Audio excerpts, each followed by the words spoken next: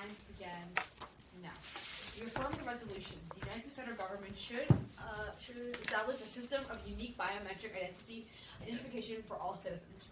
So definitions first: unique biometric identification are neutral things that can be used to natural things that can be used to identify you, such as fingerprints, iris scans, ear shape, etc. So the plan text is as follows: the United States federal government will establish a system of unique biometric identification for all citizens. The solvent of time frame as soon as possible, funding in normal ways and means, and the way mechanism for this ground should be net benefits, the greatest amount of good for the greatest amount of people. So if you know, questions? Okay. No. Okay. Solvency, the first solvency point is the way biometric ID systems work. They associate something like a number to biometric data. So in India, things like fingerprint scans are associated with a 12-digit Aadhaar number.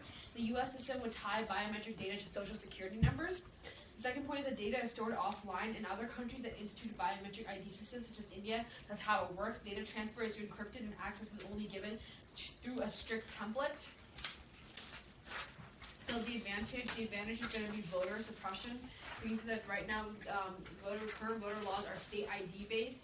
So we can see that right now, 37,000 transgender people are eligible to vote, but out of those, 57%, which is 78,000 people, are not able to vote because their gender on their ID does not match their existing gender right now, and because they've gone through gender reassignment surgery, their faces match the picture on their ID.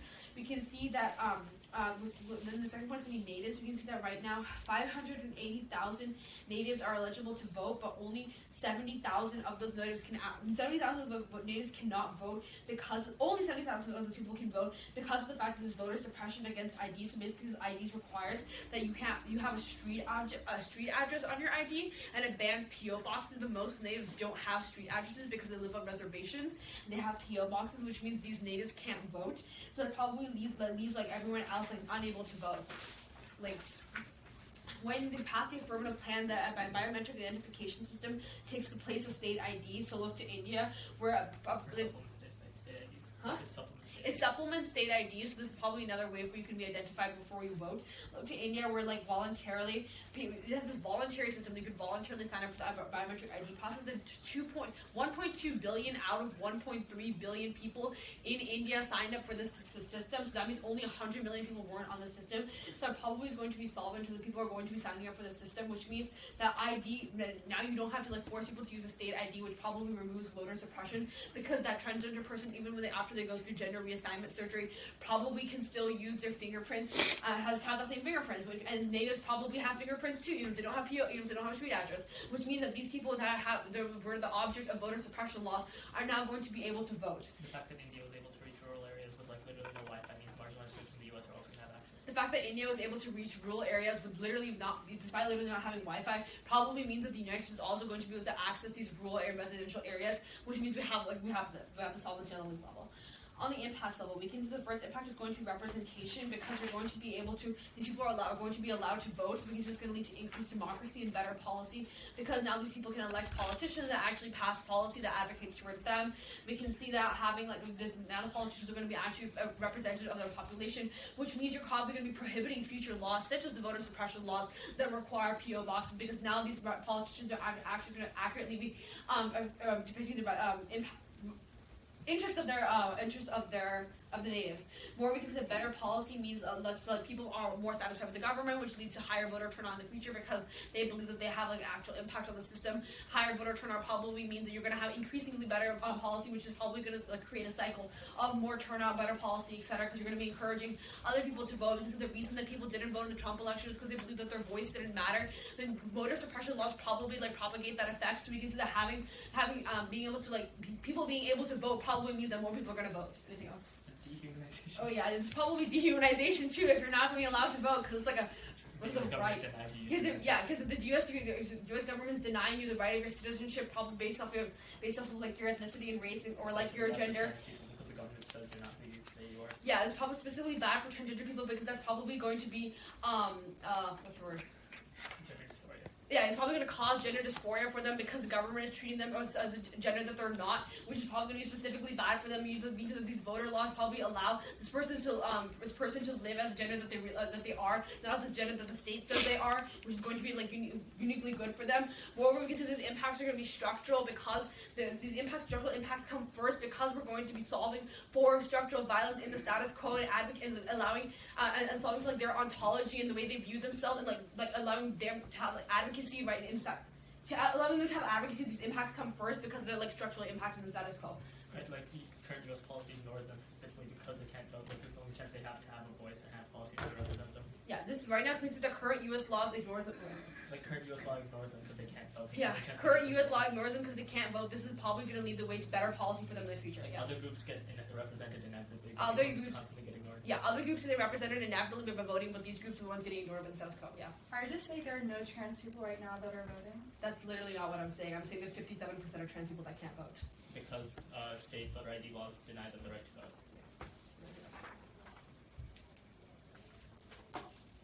Vote a half.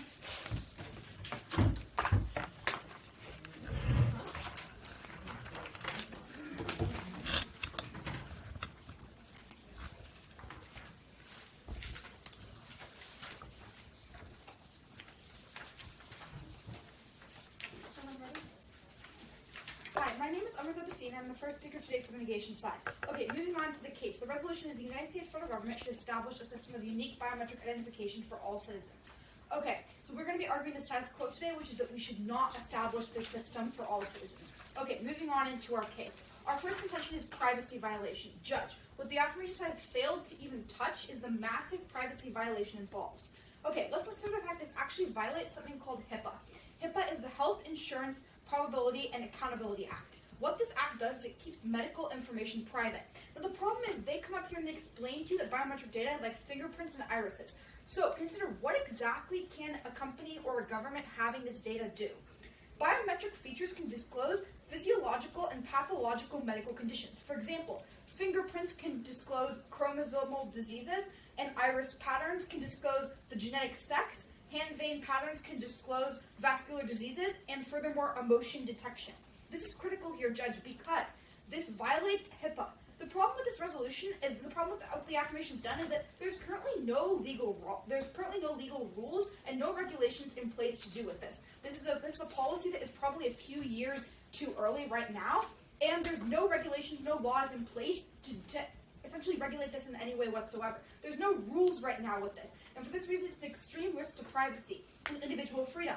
We see that there are many issues with the fact that with citizens needing thumbprints for e-government services to even enter the room in a corporate headquarters, citizens are this is like an everyday use with citizens using this with their irises, their eyes, and with their fingerprints. We see this could lead to geolocation tracking, video surveillance, and facial recognition software that could be used against people. This is a very pervasive surveillance system, Judge. This goes beyond anything we've ever seen before.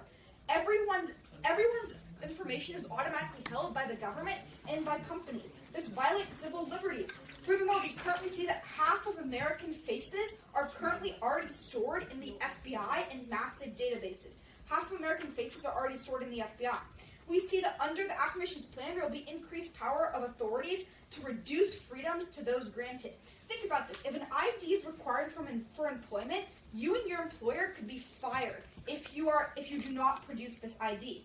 This ID in the form of biometric data, whatever it is, irises or fingerprints. You could be denied the right to purchase property, open a bank account, or receive government benefits. If you choose not to do this, Judge, you lose all your power. When you give up your biometric data, you lose everything. And like I said, this goes beyond, even with the medical violations, this is a massive abuse of privacy. This is abuse of power as well with the government. They have everyone's data. They know everyone's medical conditions. They know everyone's sex upon birth. They know so many different pieces of information that they should not know.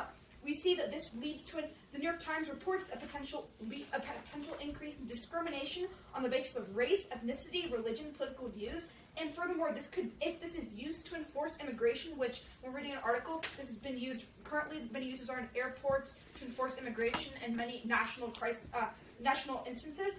If this is used to enforce immigration, this law invites discrimination that targets minorities. Consider profiling by police, for example. This invites discrimination, Judge. They have all the data they need to know everything about you. Furthermore, the affirmation ignores the fact that 5% of national ID cards were lost in India. In these other countries, on average, 5% of these national IDs in the data was lost or stolen. The data was lost or stolen. It's in the form of like whatever data they get from this. Like we said, they can get your medical data. They can get all this information. 5% of these were lost. We also see furthermore that they ignore the fact that signatures and passwords can be reissued. If you lose, for example, if your account gets compromised, you can always reissue the password. The problem is you can't change a fingerprint. You can't change your eye. So you can't change it. So if imposters exploit your data, if there's identity theft, you can't reissue someone's eye. Furthermore, we see that this is critical because data collection with identity and behavior patterns and combining with addresses, geolocation, gender, race, all of this data collection of all these different things ends any idea of privacy, Judge. There's no privacy under having this level of data. And this is critical here because privacy affects everyone. Almost 400 million Americans, this affects everyone. Consider the fact that in 2005, there were Malaysian car thieves that actually cut off the finger of a Mercedes-Benz owner to steal the car. Think about what you could do with somebody's data, with the ability to go into to touch someone's finger, go into their data. Most citizens are furthermore against this, according to USA Today. Most citizens are against this. Even in the countries where it's implemented, most citizens are against it. It's a vast violation of privacy. Our subpoint B under privacy is the Fifth Amendment. Currently, under the Fifth Amendment, you cannot testify against yourself. You can't give your iPhone password to someone. However, under current U.S. law, and again, the affirmation says not solved for this, the judge can force you to give your fingerprint and bypass the warrant. Again, the judge fingerprints you when you walk into the room. There's no law preventing the judge from using your fingerprint to unlock your iPhone, unlock your computer. This is critical here, Judge, today. Let's consider the fact that an article from May reported that in LA, a federal judge signed a warrant to get a 29-year-old woman to put her finger on her iPhone. Her boyfriend was a gang member, and they were trying to do more investigation into this. But the point of the matter is, this was the first time we saw in May that a federal judge actually signed the warrant to force this lady to unlock her iPhone with her fingerprint, Judge. This is a violation of privacy. And this goes against the Fifth Amendment because in this case, this lady was effectively testifying against herself. This is critical here, Judge. We see this precedent of violating the amendments, violating our government founding documents, are critical here today. Furthermore, bright line, where does this end? If judges can force you to unlock phones, testify against yourself, if they have all your data, they know your medical conditions, they know your race, they know your ethnicity, they know all this data about you, where does this end? The affirmation side does not explain this in any way, shape, or form. Yes?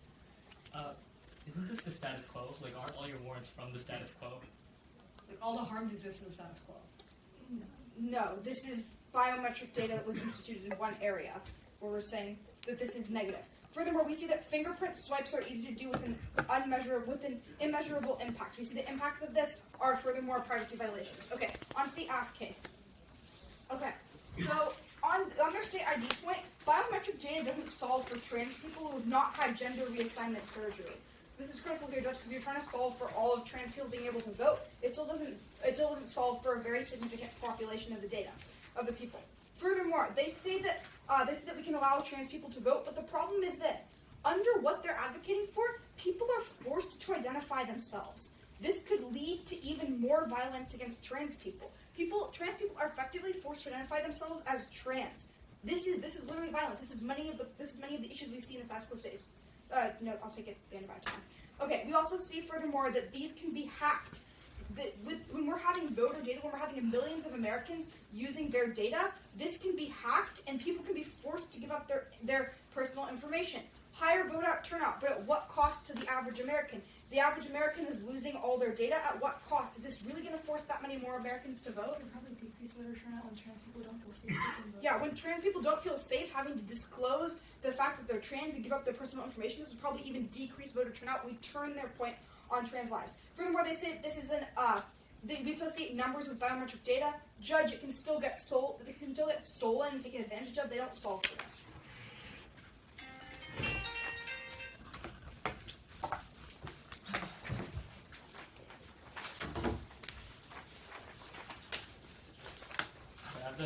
I have the privacy decided, so it kind of weird. So I'm just gonna go top down, and then the advantage. Do I need like the top of case solvency sheet or anything? I mean, the be some cross applications from the second point onto the privacy argument, but also.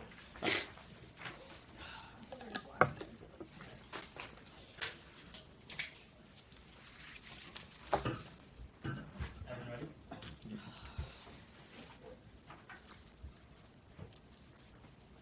Time starts now. On the privacy disadvantage, the biggest thing you're going to be taking away, or the overview on the privacy disadvantage, the entirety of the impacts are non-unique. As of right now, the U.S. government already tracks fingerprints because of criminal records. If you commit a crime, or if you are a district chaperone for a school, you literally have to get fingerprinted by the government. Yeah. Every time you interview for a job, they fingerprint you regardless of whether they're going to hire you or give you an interview. Yeah, every time you interview for a job, you have to get fingerprinted regardless of whether or not they hire you or whether or not you actually go work for them, which basically means that fingerprints are already being tracked. Additionally, you can use their own warrant about how the FBI already has control over 50% of all, or already knows or already has a database of 50% of Americans' faces. What that means is that this data is already non-unique, especially when it comes to the point where corporations like Apple and Microsoft have been doing Face ID for a long time, and I can literally unlock my computer with my phone with my finger. None of this actually there's no unique impact from the disadvantage. They don't give you any unique impact. All they say is that privacy goes down. The other thing you're going to be taking away from this is that when they say privacy goes down, they don't terminalize this at all. They just say that privacy is important. They don't give you any reasons why, which means that you're probably not going to prefer this. On to the line by line. They try to tell you that this is a massive privacy violation and a HIPAA violation. Basically, you can see that as of right now, the government already tracks your face. It's their own warrant. If it was a HIPAA violation, this would have been brought up by now. You can already see that when it comes to the point that the government already collects fingerprints, this clearly isn't a violation of any major laws. Otherwise, it would have been brought up by now. The next point was about how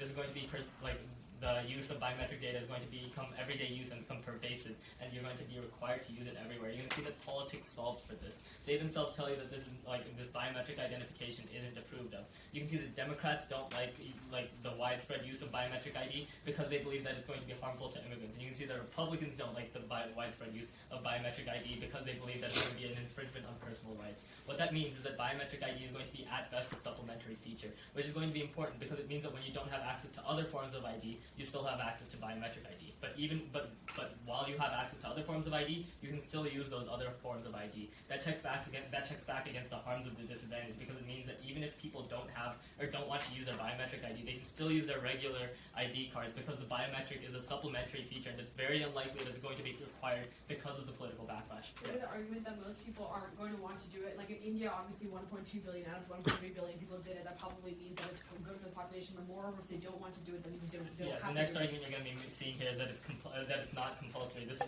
something that's an opt-in option, which is why it's supplementary. In India, you can see that despite it being optional, 1.2 billion out of 1.3 billion people opted in for it, which means that it's probably a good thing to have it as a backup option or as a supplementary option. They try to tell you that authorities are going to reduce freedom, requiring your ID for your job. But you can see that the biometric ID for job applications and stuff is never going to be a requirement by law because of the political backlash that it would cause, which means that no lawmaker is ever going to pass those policies. They try to tell you that this is going to be abuse on power, and that it's going to require you to allow the government to know your sex on birth and your face and your fingerprint. You can see that two responses here. Number one, the fact that this is voluntary solves for the harms there. Number two, this is completely non-unique because the government, because of the issuance of birth certificates, already knows your sex on birth. The government already knows your face. It's their own warrant, and the government already knows your fingerprints. They try to tell you that this data can be used to target minorities by tracking them around. But when it comes to the point where nobody is going to use their fingerprint when they could just pull out their ID, or when this is all completely voluntary, that's not going to be true. You can also see that you don't tell somebody's race by their fingerprint. You can't tell what race somebody is by their iris, which basically means that this is less than other forms of ID. Right? If you're looking through a bunch of fingerprint scans or iris scans, that's always going to be less harmful than if you're looking at people's faces to try to determine who did a crime, which is the current system because of the lack of biometric identification. So you're going to see that this is always going to be preferable to people's faces, because when you're looking at people's faces, that leads to things like racial profiling, while just using scans of people's IDs or fingerprints and irises isn't going to. They try to tell you that 5% of people's other numbers got lost in India. You can see that this isn't an issue with biometric data. This is an issue with people losing their social security numbers. They tell you that in India, 5% of people lost their number. This isn't the fault of the system. This is just the fault of the people losing their number. Additionally, you can see that biometric data checks back against identity theft even if you lose your number, because even if somebody else knows your social security number, they don't know what your iris looks like. Right? They don't know what your iris looks like or what your fingerprint looks like, which means that they still don't get access to all of your personal data. You can't manufacture your own iris. Yeah, you can't manufacture a new iris. They try to tell you that if it gets compromised, then you can't change your iris. But when it comes to the point where, like, literally this is scientifically impossible, right? Like the Mission Impossible thing where you 3D print a finger in order to, like, get it scanned, or you, like, 3D print contacts in order to, like, mock somebody's iris. This isn't a real technology that actually exists in the real world. That's why biometric data is seen as secure, because this technology literally does not exist. You can also see that, like, even if someone manages to cut off your finger and steal it, you can cancel certain forms of biometric data. Like, the way biometric databases work is that if you don't have any fingers, you can use your eye instead. Or if somebody stole your eyeball, you can use your fingers instead. Like, you can cancel certain types of identification. Next, they try to tell you that data collection is bad for privacy, but they themselves tell you that data collection is not unique. Additionally, there's no terminalized impact of privacy. They don't tell you why, like, privacy is important. And when it comes to the point when we're telling you that specifically less privacy leads to higher voter turnout and leads to less voter suppression, you're probably going to be seeing less privacy as probably a good thing. They try to tell you that in 2005, somebody stole somebody's finger, like just to extend the canceling analysis about how you can still cancel your fingers. Except now in this case, you still have eyeballs that you can use, which means that biometric identification is probably good. They try to tell you that most citizens don't like the biometric ID, but when India had an optional system that 1.2 billion out of 1.3 billion people opted into, you can see that this is probably empirically denied. They try to tell you that the judge, okay, and then they talk about privacy violations in the Fifth Amendment.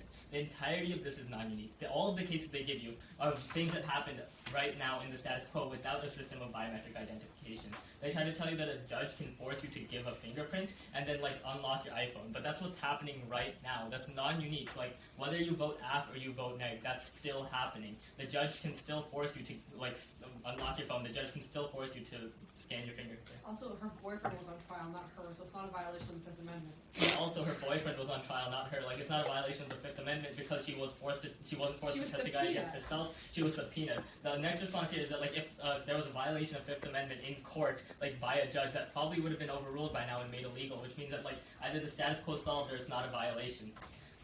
So you can see that basically the uniqueness flows the wrong way here. Like, all of their arguments are about why the status quo is bad. They don't make any arguments about why the status quo is good and we make it worse. They just say that the status quo is bad, which means that the dissat isn't a voting issue. On the voter suppression argument, they try to tell you that it doesn't solve for people without gender reassignment. ESHA specifically reads to you that 57% of trans people are denied the right to vote because after their surgery, they are no longer seen as the people on their IDs. This is solved for by biometric identification because no matter how much surgery you undergo, you can still have your fingerprint, or the shape of your ear stays the same, or your iris stays the same. Like, these things are still, like, biometric identification doesn't rely on things like your ID or the gender that's on your ID. Yeah. If you haven't had gender reassignment surgery, that probably means you still match your state ID. Yeah, if you haven't had gender reassignment surgery, that probably means that you still look like what's on your state ID, which basically means that you're not going to be, like, denied the right to vote by these state ID laws. They try to tell you that we force people to identify as trans, but when it comes to the point where, like, knowing what someone's eyeball looks like or knowing what someone's fingerprint is isn't going to let you know whether or not they're trans, you're going to see that this is a uniquely false argument. They try to talk about hacking, but when it comes to the point that they concede the entirety of the second solvency point about how this data is secure, what that means is that, like, this data isn't going to be hacked because it's stored offline and because it's encrypted before it's sent. Additionally, you can see that there's no arguments made about natives and about the P.O. box thing, which means that we still have 100% access to that. And when it's conceded that this is the most important impact in the round, you're going to be voting off the top of the ballot.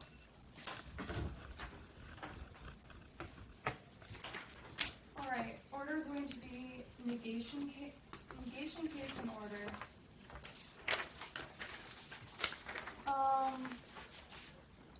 I might adjust the rest, but we don't really need to top the sheet. And then the voter suppression are on the app. Alright, is everyone ready? Time starts now. The affirmation team fails to understand that, like, that providing biometric data to the government is going to make us massively unsafe. They're going to be losing today's round. Let's go to the privacy disadvantage brought by the negation team. First, they talk about, like, their overview to this is inherently non-unique. Like, the government already tracks the fingerprint. We give our fingerprint when we give jobs. The problem here is this: we have never had the government set up an elaborate, as specified by the resolution, unique biometric identities for all citizens. All citizens have never been have been forced to join this biometric forced to give up their identity and forced to provide, like, multiple factors. We're not just talking about, like, one fingerprint, as said by the resolution. Like, we're talking about identities. We're talking about not eyes, irises, heartbeat, face. All of this is biometric identity, and this is a new ground for the government where they're trying to mandate that we give all of this information to the government, and this is inherently going to be new, and that's what we're debating in today's round, not at this time. going on to like they talk about like how politics is going to solve for this and how like then if politics is going to solve for like potential like distrust of biometric identity, one, they probably don't link in to to solving for trans people and other minorities voting, right? Because if politics is going to prevent biometric identities from like taking hold in the United States, they probably are going to link into their own advantage, and then at that point you really can't vote for the affirmation team. The other option is politics doesn't solve for this, in which what we see here is that people are forced to give for the identity. They never specify like you can choose the identity to give. We are just told by the resolution we are collecting unique biometric identities, face, fingerprint, iris. All this can be forced to be given to by the government at the point where we have no legislation governing what the government gets to have in terms of biometric identity. Politics will not be solving for this. More importantly, they talk about like how people don't have to join if they want to. They bring up the example of the Aadhaar card from India. The problem is that in India, because they brought up the Aadhaar card, all of the services provided in India now said you have to get the Aadhaar card to access our service. So sure, the government didn't say everyone has to get an Aadhaar card, but all the services now said, oh, if you want to access our service, you have to get the Aadhaar card. Like banks and other businesses said and in terms of like selling property, they mandated that you have the Aadhaar card for government tracking. So yes, the government may not mandate that everyone gets it, but people are forced to because businesses and other organizations will naturally use it in their technology. It's just simply a continuation of what they're doing with fingerprints, but to a much more extreme and dangerous level. And more importantly, as specified for the resolution, when the U.S. government is establishing a system of biometric identity for all citizens, it sounds pretty compulsory to me. Like the resolution in itself indicates that this is something that we are forcing people to do. All citizens are being forced to do. They talk about how it's not unique. Not unique. Like people aren't. Like the FBI owns like one half of like faces and like things like that. Like and they try to bring up the voluntary argument again. You can cross-apply a response how it's not really voluntary as per the wording of the resolution. And secondly, if all services are going to start requiring, if we're using the example, all services would just require us to give all these biometric identities. It's not going to be really compulsory because if you want to engage in the U.S. society and the U.S. economy, you're going to essentially be forced to get this biometric identity in the first place. Then two, they talk about like face and fingerprint and like how it's not unique because one half of our faces are in the FA database. That's still another 50% of American faces who are not in the database who are now being forced to give up their face. And furthermore, we're not just talking about fingerprint, right? They talk about like how, but we're also talking about like iris, heartbeat. And up to like DNA, all of this is biometric data. Like a face is a biometric data, iris, heartbeat, all of this is under the realm of what the U.S. government can force us to do. And when they don't even parametricize to what type of like biometric data, we can naturally assume that they're going to require all of this, and this is going to be really bad for privacy. And when they talk about like how there's like no unique impact to this advantage and like how internalize it. The problem is like when we're seeing a massive loss of privacy, essentially people's rights to like protect themselves are being destroyed. Right? We see this in China where there's massive government surveillance and it's hurting people's ability to live their life freely. Like it's really privacy is critical to having a high quality of life because you feel like you're secure and you're protected and not everything knows everyone about you. But at the point where at the touch of a finger or like at your iris, a company can figure out who you are and everything about you. That is a massive violation of privacy that they can't solve for, that they are perpetuating with this during the resolution. On to the 5%, the NPDL 5% argument. Okay, no, people didn't lose it. It got stolen. That's what my partner is saying. Like biometric identity can still be stolen even with this unique number. You just use the unique number to trace back to someone's biometric identity. That's just simply how it works. So no, it's not completely secure. This is very prone to massive risk, but more importantly, losing this data leads to massive problems. Now it's time. We'll have to get there at the end of that time. Going on to the Fifth Amendment, they talk about like how it's not unique, the judge forced her. What we are saying is that when you're mandating that all citizens start giving the biometric identity, our point is that you can simply bypass having to like force someone to give their fingerprint, right? Because the government already have this collection of identities. Like right now, the government has fingerprints of criminals, but they don't have the all fingerprints of all citizens. We are saying that we're reaching a realm where the government doesn't even need warrants. It can just simply access your biometric data without your permission because you already gave it to them. They try to say so the example doesn't really matter. On to voter suppression. There are a couple of arguments on this. one, we talk about like how they're still selling for 57% of biometric data, and specifically helping trans people. One, they miss our entire argument how trans people are probably going to feel less secure when they're being forced to give up their identity and all of their information to the government, a government that has historically been anti-trans and has used info like this to discriminate against people of sexual orientation and race. This is essentially going to be harming trans people more, so don't buy it. They're going to be helping trans people, because more importantly, trans people won't want to engage and like give their biometric identity because they will feel less secure. Look at the fact that like right now, like if the governments, like we've seen state governments discriminate against people knowing their sexual orientation. We see the same thing that happen with trans people, right? Like if someone were to find out that their employee was trans, they could simply discriminate more. Having this information readily at the hands of the government makes minorities more unease and more prone to being threatened and targeted by the U.S. government, which has historically been very bad for minorities. It's probably going to outweigh any voting point they could talk about at the point where it's also a turn. And also, we're going to argue like state voter ID laws are being stalled right now due to a lot of political backlash on that. It can to decreasing state voter ID laws, especially help minorities like Native Americans and trans people get to the voting ballot, especially with the Democratic House right now and a very strong transfer. And also just the fact that many people are getting more politically engaged ever since the Trump presidency, which means there's been a lot of backlash against strict state voting ID laws. We saw this in Alabama, where the Democratic opponent called out strict voting ID laws, and the Secretary of State was forced to decrease those voting ID laws because they're uniquely targeting African Americans, even though that's a Republican state. We see that current political activism is solving for voting, but at the point where you put minorities at risk of forcing them to give up critical information to the government, this would massively outweigh vote neg for protecting privacy.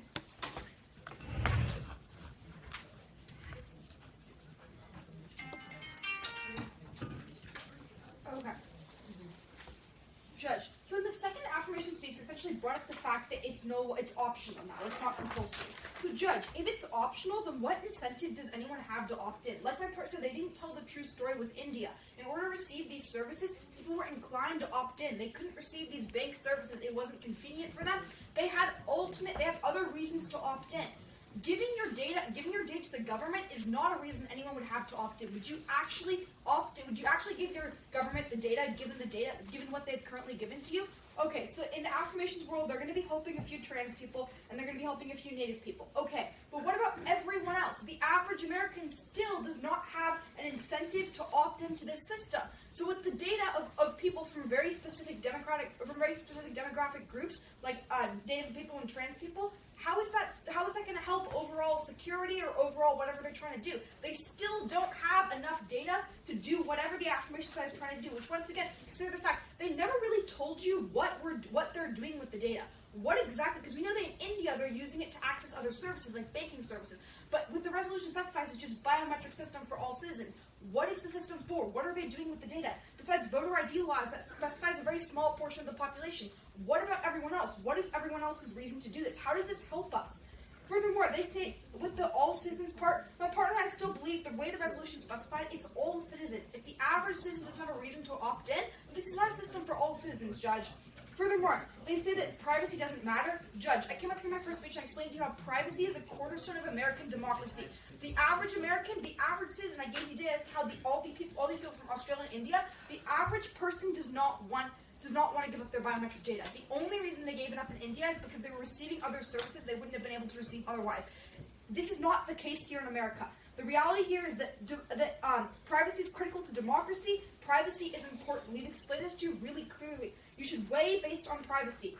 Furthermore, they themselves concede, I actually heard the speaker say, that biometric data hurts immigrants. They said that Democrats believe this. Yes, they concede the fact. They concede racial profiling. They concede all the stats I brought up here, and discrimination on the basis of race, and how we're inviting discrimination that targets minorities. They themselves concede this. They say the status quo will solve for this. No, Judge, they concede the analysis I brought up in my first speech that there's no laws, no regulations in place to regulate this. There's nothing in place currently, no rules concerning biometric data. It is such a new system, the average American probably doesn't even know much about this. It's such a new system that there's no rules in place with this. And they say status quo will solve? No. They themselves concede that this hurts immigrants. This hurts the already disenfranchised population.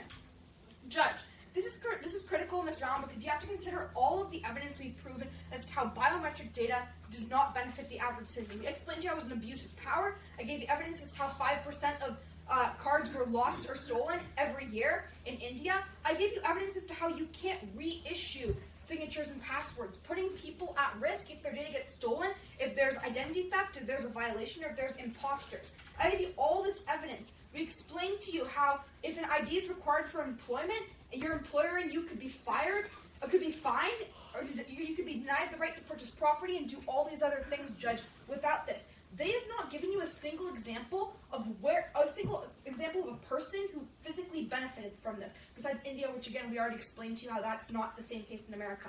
Why would I want to opt into this system? They haven't explained that. Why does the average person want to opt into the system? What do we gain from this? What does the U.S. gain from this? Have we seen a reduction in terrorist attacks? Have we seen an increase in security? Have people's lives been saved? No, Judge. They have no data on this. If this has been instituted in so many countries, where's the data? They had 20 minutes of prep. They didn't have any data on this. How many people's lives were saved?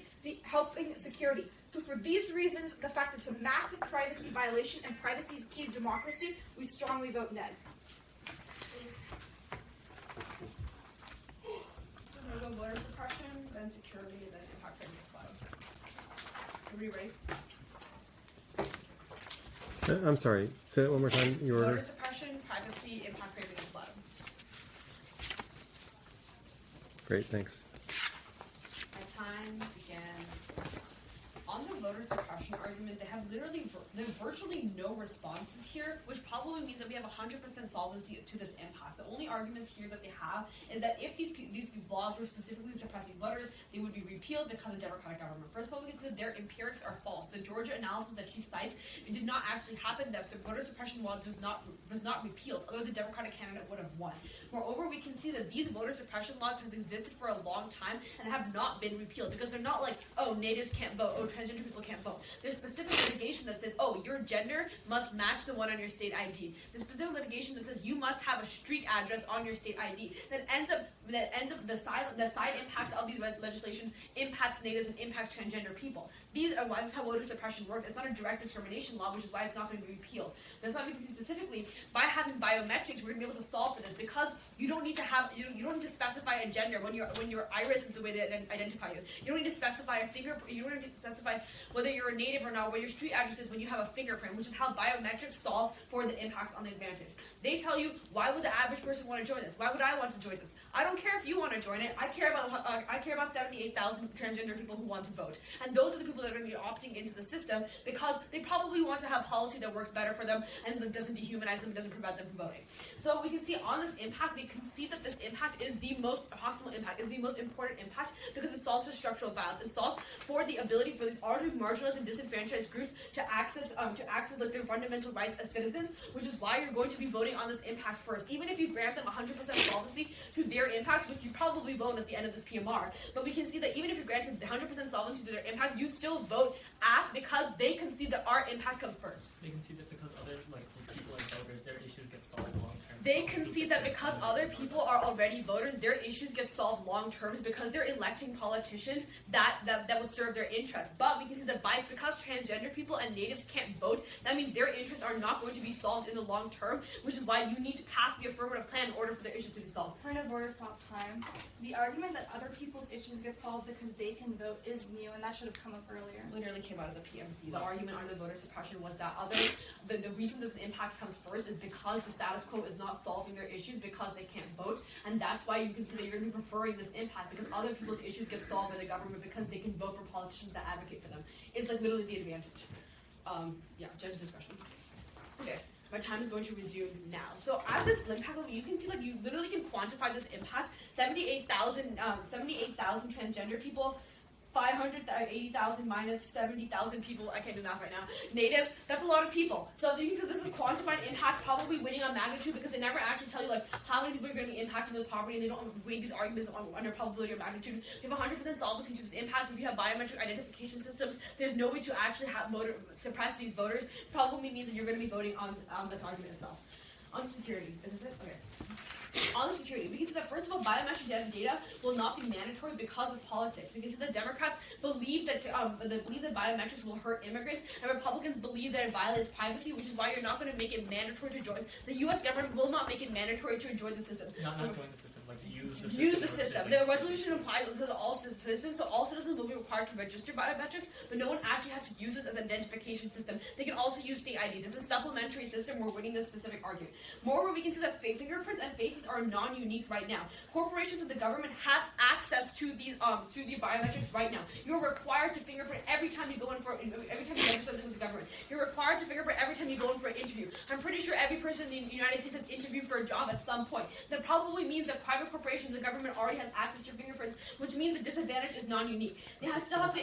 They still have no impact past one example of a court case. The impact of privacy is never termless. Why do I care if the government has my fingerprint? Why do I care if the government has my face? It's not like I'm a criminal and they're trying to they're trying to prosecute me, right? They have zero terminalization as to why the FBI having a facial structure is.